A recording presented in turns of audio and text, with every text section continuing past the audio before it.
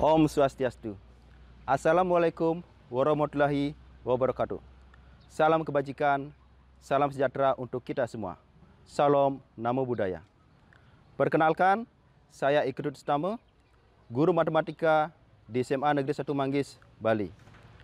Pada kesempatan ini, izinkan saya untuk sekedar berbagi praktik baik tentang pembelajaran berdiferensiasi.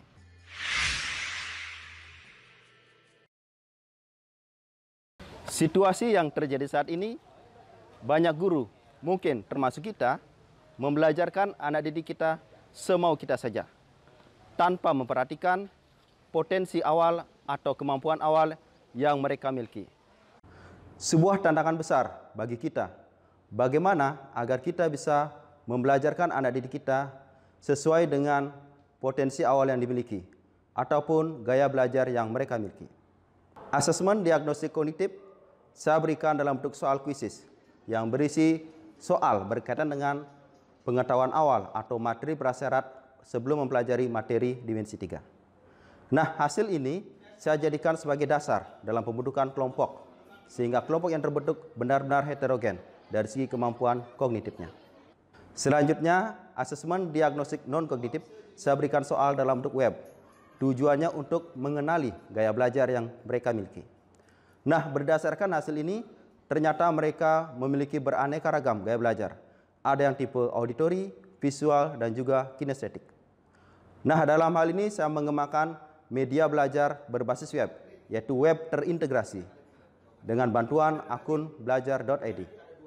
Untuk siswa auditori, saya buat media belajar dalam bentuk podcast. Di sana, mereka bisa mendengarkan materi seputar materi dimensi 3. Untuk siswa dengan gaya belajar visual, saya menyiapkan berbagai media dalam bentuk modul ajar dan juga komik berbasis Canva. Nah, di sana siswa bisa membaca modul dalam web atau mungkin mendownloadnya sehingga bisa dibaca secara offline. Selain itu, saya juga membuat video pembelajaran berbasis Edpuzzle sehingga siswa bisa menyimak materi dimensi 3. Namun di sini siswa tidak bisa men-skip video, dan di bagian pertengahan video terdapat beberapa soal untuk menguji keseriusan siswa dalam menyimak video tersebut.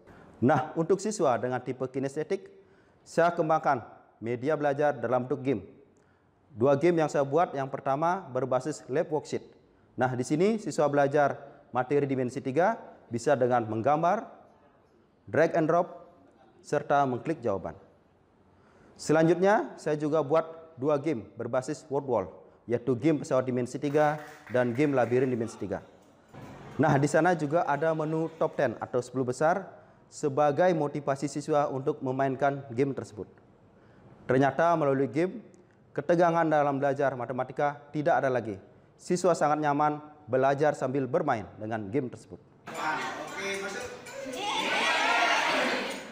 Oke.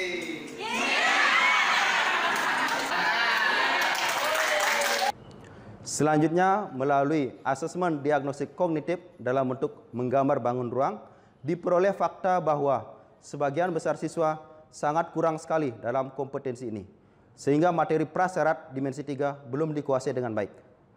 Nah, untuk mengatasi hal ini, saya memiliki sebuah ide bagaimana mengajak mereka untuk membuat media yang bisa melatih mereka dalam menggambar dimensi 3 atau bangun ruang.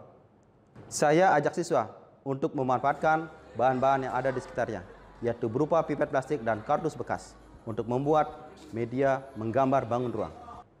Kelompok yang sudah terbentuk sebelumnya diarahkan untuk membuat kerangka bangun ruang dari pipet plastik. Nah, dalam satu kelompok terdapat siswa dengan beraneka ragam gaya belajar. Namun hal ini ternyata tidak menyulitkan mereka untuk bekerja dalam tim. Mereka saling berkolaborasi dan saling membantu satu dengan yang lainnya. Siswa dengan tipe auditori mendengarkan penjelasan saya. Siswa dengan tipe visual menyimak video di YouTube tentang tutorial membuat kerangka bangun ruang.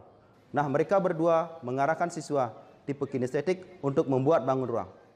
Nah, dalam hal ini saya bebaskan siswa untuk membuat kerangka bangun ruang yang mereka inginkan. Ada yang membuat kubus, ada yang membuat 5 segitiga, ada juga membuat 5 segi 4.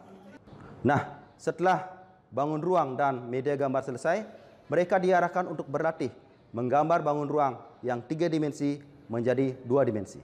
Pada sesi presentasi, siswa diarahkan untuk mempresentasikan hasil kerja yang sudah dibuat.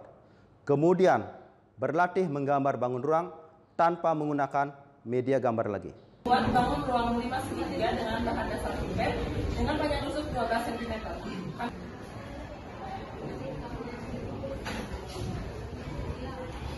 Dari kami, terima kasih.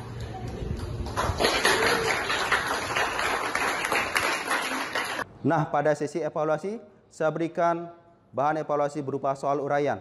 Nah, di sini diberikan soal berkaitan dengan menggambar bangun ruang dan memecahkan masalah terkait materi dimensi 3.